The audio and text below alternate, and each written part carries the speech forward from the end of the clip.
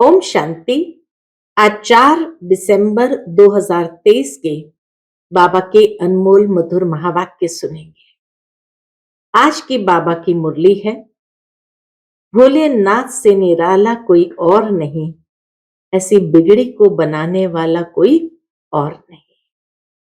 बाबा कहे, बच्चे भोलेनाथ के सन्मुख बैठे हैं। बाबा कितना भोला है। तुम्हारी सारी कीचड़ पट्टी वो भी जब अंतिम समय में मरने पर होते हैं तब आकर के लेते हैं और बदले में तुम्हें अगले जन्म के लिए इतना भरपूर करके देते हैं। बाबा कहे, ये सफेद साड़ी अर्थात सफेद चद्दर जब मरने पर होते हैं या जब मृत्यु को प्राप्त कर लेते तब उस पर डाली जाती है। तो इसी तरह बाबा कहे, तुमने भी जीते जी मरकर ये सफेद कपड़े पहन लिए हैं। ऐसे समय पर बाप आकर देह सहित सारी कीचड़ पट्टी लेकर के तुम्हें बदले में, रिटर्न में कितनी उच्च प्राप्ति कराते हैं। इससे भोला और कोई हो सकता है? दुनिया में व्यापारी लोग कहते हैं, हे भगवान, ऐसा मत का मूरा भेजो। मत का मूरा माना जो कम अकल वाले हो, कम समझ रखते हो और एकदम भोला हो, जो बहुत अच्छे दाम पर सस्ती चीज को भी ले जाए। तो बाबा कहे, यहां तो बाबा कितना भोला है। तुम बच्चों को तीनों कालों का ज्ञान समझाते हैं और तुम्हें बुद्धिवान की बुद्धि, ऐसी बुद्धि प्रदान करते जो अपने श्रेष्ठ कमाई कर सकते हो, अपनी बिगड़ी को बनाते हैं। तो बाबा कहे, ऐसा भोलेनाथ से निराला कोई और नहीं। तो सुनते हैं आज के बाबा के अनमोल मधुर महावाक्य। ओम शांति। मीठे बच्चे, सतगुरु का सहज वशीकरण मंत्र तुम्हें मिला हुआ है। कौन सा मंत्र है? कि चुप रहकर माम एकम याद करो। साइलेंस में बैठो और अंदर ही अंदर परमात्मा को याद करो। यही माया को अधीन करने का महामंत्र है।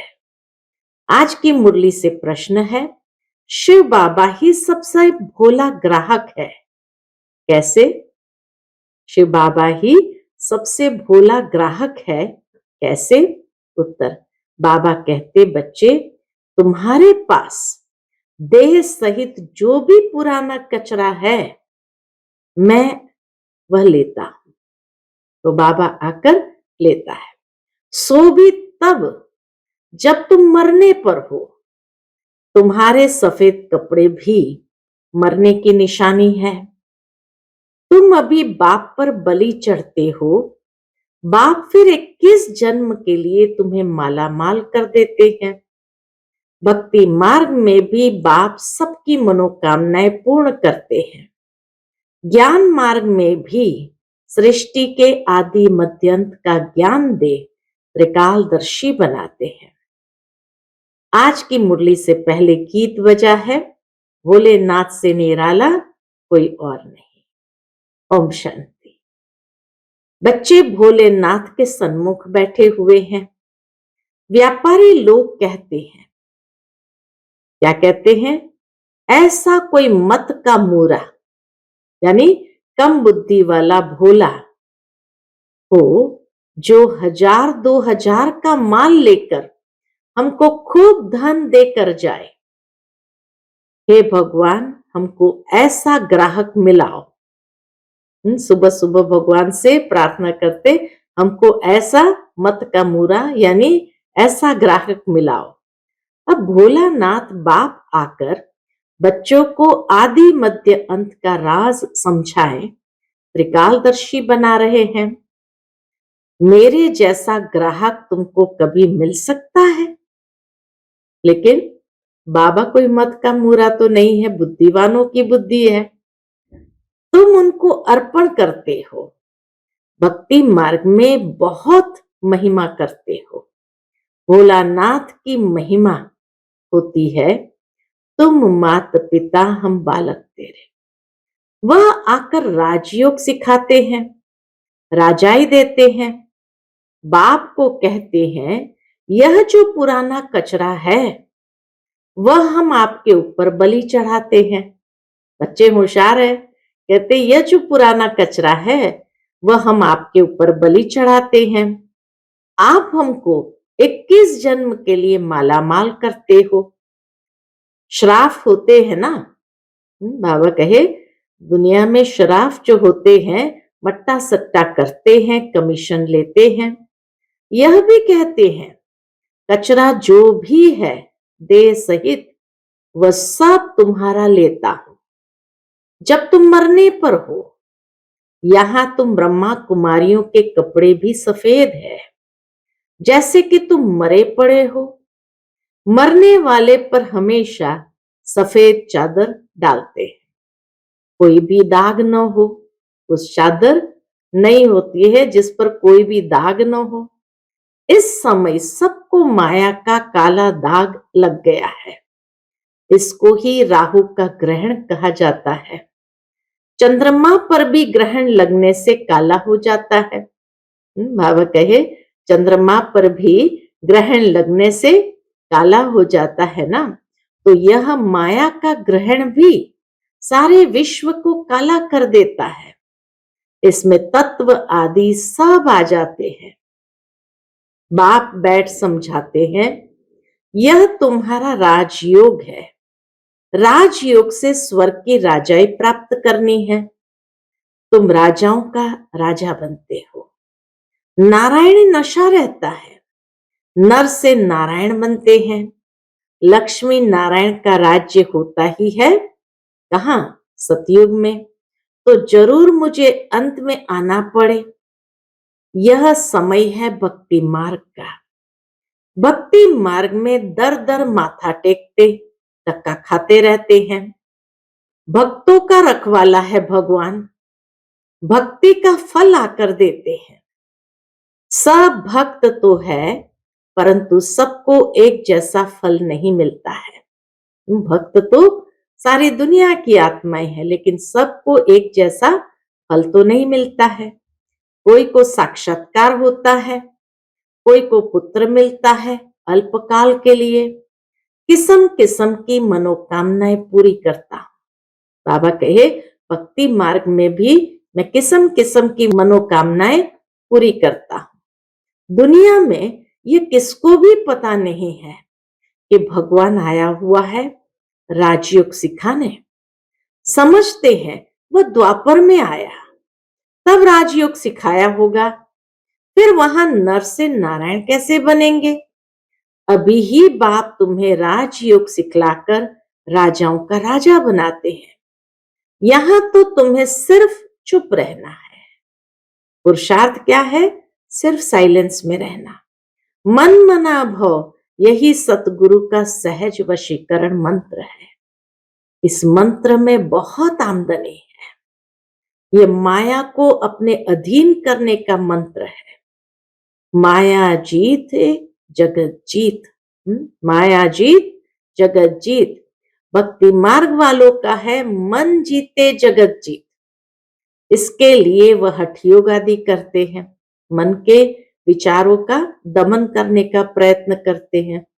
सो भी जगत जीत बनने के लिए नहीं करते हैं, वह तो मुक्ति के लिए करते हैं।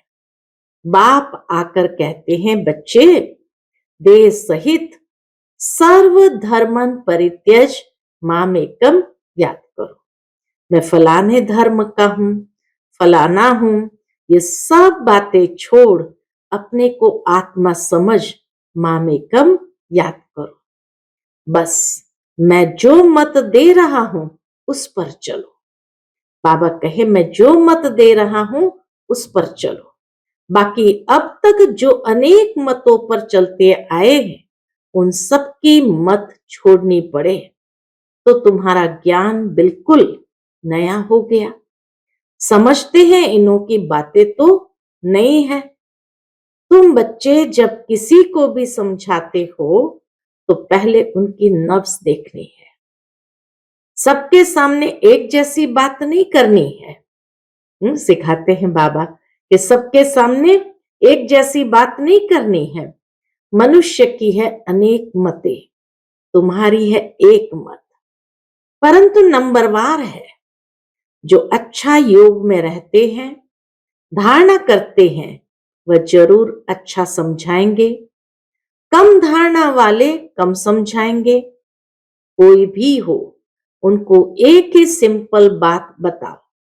बाबा कहे कोई भी हो, उनको एक ही सिंपल बात बताओ। क्या बताओ?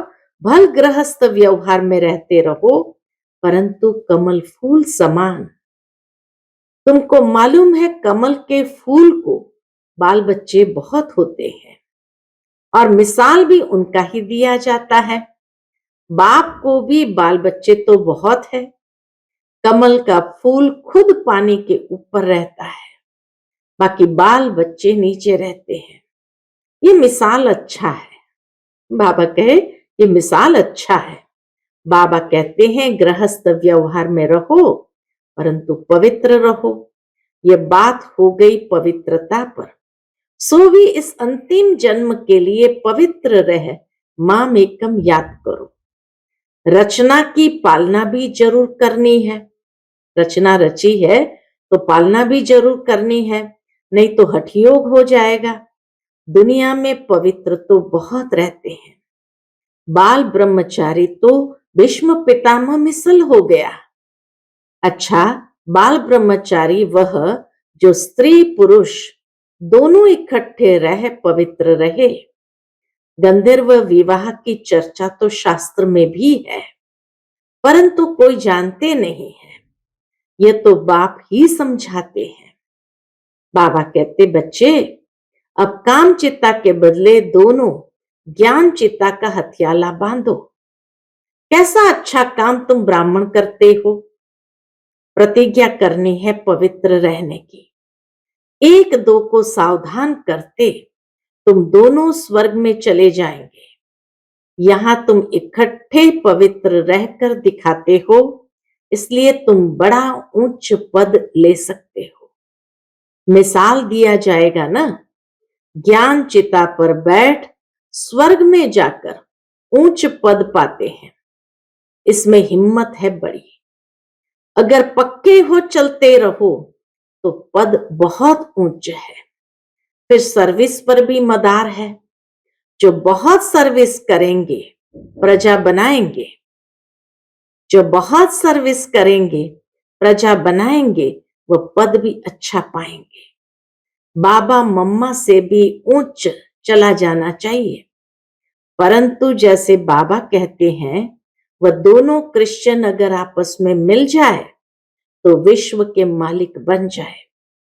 ऐसा जोड़ा कोई निकले जो माँ बाप से ऊंच जाए।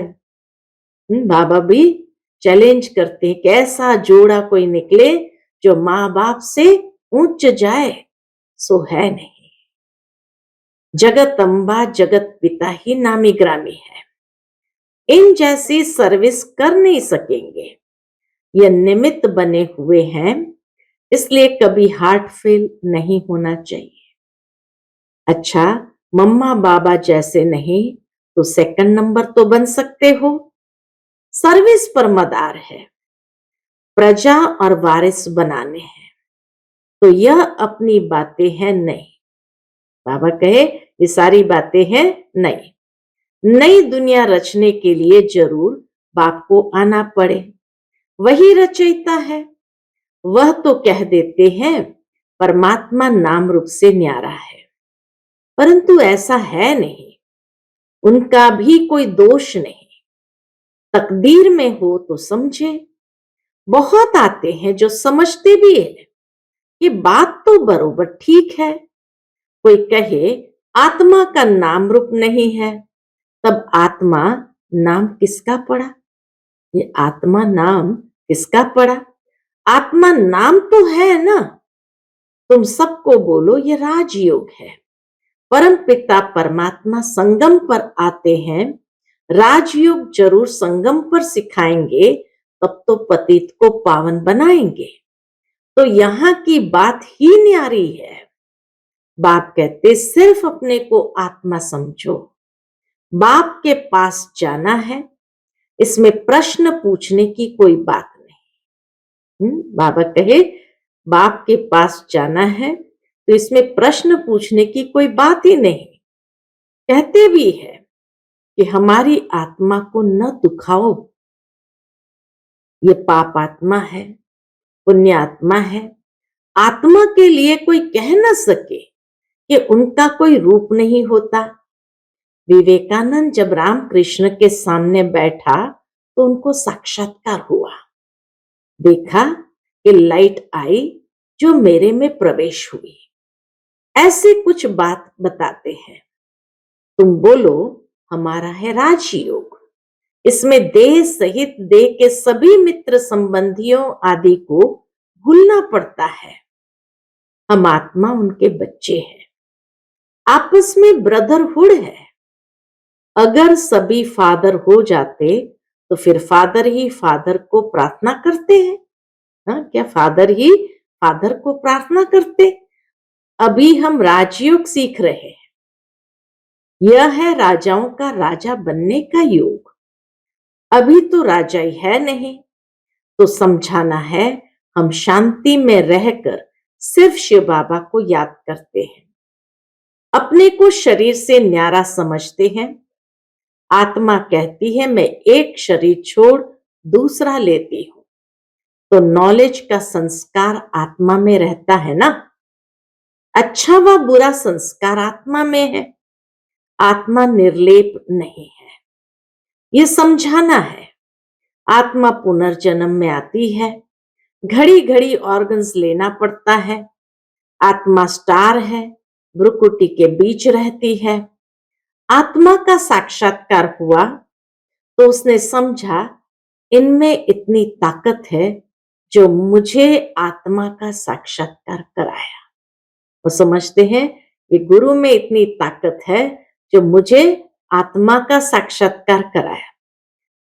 अब आत्मा तो भ्रुकुटी के बीच में रहती है, साक्षात्कार किया न किया फर्क क्या रहा। आत्मा खुद कहती है मैं स्टार हूं, मेरे में 84 जन्मों का पाठ है। अगर 84 लाख जन्म हो तो इतने संस्कार हो जो पता नहीं क्या हो जाए। 84 लाख जन्म के संस्कार कितने होंगे? तो बाबा कहे पता नहीं क्या हो जाए। 84 जन्म मान सकते हैं, 84 जन्म का रिकॉर्ड आत्मा में जरूर हो सकता है, ये मान सकते हैं। 84 लाख तो मान न सके। अभी हम पावन बन रहे हैं। बाबा ने हमें नर से नारायण बनने के लिए पवित्र बनाया है। ये बहुत अच्छा नशा चाहिए। तुम्हें कोई से भी डिबेट करने की दरकार नहीं। बाबा कितना अच्छे से समझाते। बाबा कहे तुम्हें किसी से डिबेट करने की दरकार ही नहीं है। देह सहित देह के सब धर्म त्याग, अपने को आत्मा अशरीरी समझना है। बल हमने शास्त्र आदि पढ़े हैं, परंतु डिस्कस क्यों करें? जबकि बाप ने कहा है मामेकम याद करो, और दूसरा फरमान है गृहस्थ व्यवहार में कमल फूल समान पवित्र रहो। योग अग्नि से ही पाप नाश होंगे। भगवान वाच है, भगवान भी परमात्मा है, उनको भी स्टार कहेंगे। बहुत पॉइंट्स है, एक समय नहीं निकल सकती। इतनी पॉइंट्स है जो बाबा कहे एक ही समय में सब कुछ बता दे, ऐसा नहीं होता है। आसामी देख युक्ति से उठाना है। बोलो हम भी शास्त्र पढ़ते हैं, परंतु बाप का फरमान है कि सभी को भूल मामेकम याद करो। वह है निराकार। आत्मा को तो सब मानेंगे, विवेकानंद वाले भी मानेंगे। आत्मा तो सभी है ना, जरूर उनका बाप होगा ना, जिसको परम पिता परमात्मा कहा जाता है। ये सब पॉइंट्स है ना, ये सिमरण करने से सदैव पॉइंट्स मिलती रहेगी। बाबा कहे जितना सिमरण करते जाएंगे सदैव बाबा से पॉइंट्स मिलती रहेगी, स्टिमर भरता रहेगा, वखर भरता जाएगा। यह भी जैसे अविनाशी ज्ञान रत्नों का वखर सामग्री भरता है। पॉइंट्स नोट कर रिवाइज करो।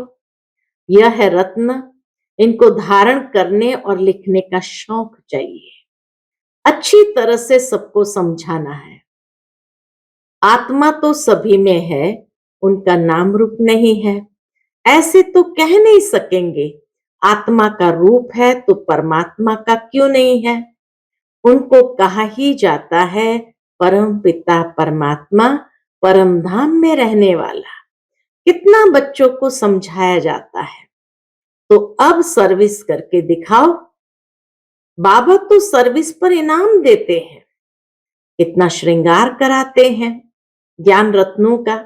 बाबा आकर कितना बच्चों का ज्ञान रत्नों का श्रृंगार कराते हैं। हम यहाँ के पदमपति नहीं बनना चाहते हैं, हमको तो चाहिए विश्व की बादशाही।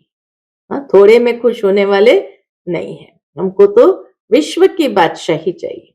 अच्छा, मीठे मीठे सिकिलते बच्चों प्रति माता पिता बाप दादा का याद प्यार और गुड मॉर्निंग। रूहानी बाप की रूहानी बच्चों को नमस्ते। हम सभी रूहानी बच्चों की रूहानी माता पिता बाप दादा को याद प्यार गुड मॉर्निंग और नमस्ते। नमस्ते, शुक्रिया बाबा, शुक्रिया। आज की मुरली से धारणा के लिए मुख्य सार है। पहली पॉइंट, ज्ञान रत्न जो मिलते हैं उन पर विचार सागर मंथन कर स्वयं में धारण करना है। ज्ञान रत्नों से सदा भरपूर रहना है। दूसरी पॉइंट, अपने नारायणी नशे में रहना है। वाहियात बातें किसी से भी नहीं करनी है। अशरीरी बनने का अभ्यास करना है। आज का बाप दादा का वरदान हम बच्चों के प्रति है, दुआ और दवा। दुआ और दवा द्वारा तन मन की बीमारी से मुक्त रहने वाले सदा संतुष्ट आत्मा भव। दुआ और दवा द्वारा तन मन की बीमारी से मुक्त रहने वाले सदा संतुष्ट आत्मा भव। कभी शरीर बीमार भी हो तो शरीर की बीमारी से मन डिस्टर्ब न हो। सदैव खुशी में नाचते रहो तो शरीर भी ठीक हो जाएगा। मन की खुशी से शरीर को चलाओ तो दोनों एक्सरसाइज हो जाएगी। खुशी है दुआ और एक्सरसाइज है दवाई। तो दुआ और दवा दोनों से तन मन की बीमारी से मुक्त हो जाएंगे। खुशी से दर्द भी भूल जाएगा। सदा तन मन से संतुष्ट रहना है तो ज्यादा सोचो नहीं। अधिक सोचने से टाइम वेस्ट होता है और खुशी गायब हो जाती है। आज का स्लोगन है, विस्तार में भी सार को देखने का अभ्यास करो तो स्थिति सदा एक रस रहेगी। ज्ञान का विस्तार तो बहुत है, लेकिन इस विस्तार में भी सार को देखना, अर्थात सिर्फ बाप दादा को देखना, ये अभ्यास करो तो हमारी स्थिति सदा एक रस। विस्तार अनेक बातों का है, लेकिन फुल स्टॉप सार है, अर्थात बिंदी ये सार है। तो मैं बिंदी, बाबा बिंदी, ड्रामा बिंदी, ये 3 बिंदी लगाया माना सार में स्थित हो गए तो स्थिति एक रस रहेगी। फिर मातेश्वरी जी के मधुर महावाक्य हैं और आज के मातेश्वरी जी के महावाक्य के टाइटल है, परमात्मा की सदगति करने की गत मत परमात्मा ही जानता है। कहते ना, परमात्मा की गत मत न्यारी है। तो मम्मा कहे परमात्मा की सदगति करने की जो गत मत है वो सबसे न्यारी है और वो परमात्मा ही जानते हैं। तुम्हारी गत मत तुम ही जानो। अब ये महिमा किसके यादगार में गाते हैं? क्योंकि परमात्मा की सदगति करने की जो मत है वो तो परमात्मा ही जानता है, मनुष्य नहीं जान सकता। मनुष्य की सिर्फ यह इच्छा रहती है कि हमको सदा के लिए सुख चाहिए, मगर वो सुख कैसे मिले?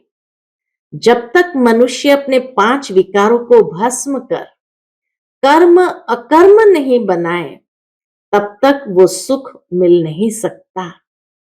क्योंकि कर्म अकर्म विकर्म की गति बहुत गहन है। जिसको सिवाय परमात्मा के और कोई मनुष्य आत्मा उसकी गति को नहीं जान सकता। अब जब तक परमात्मा ने वो गति नहीं सुनाई है, तब तक मनुष्य को जीवन मुक्ति प्राप्त नहीं हो सकती। इसलिए मनुष्य कहते हैं तेरी गत मत तुम ही जानो। इनकी सदगति करने की मत वो परमात्मा के पास है।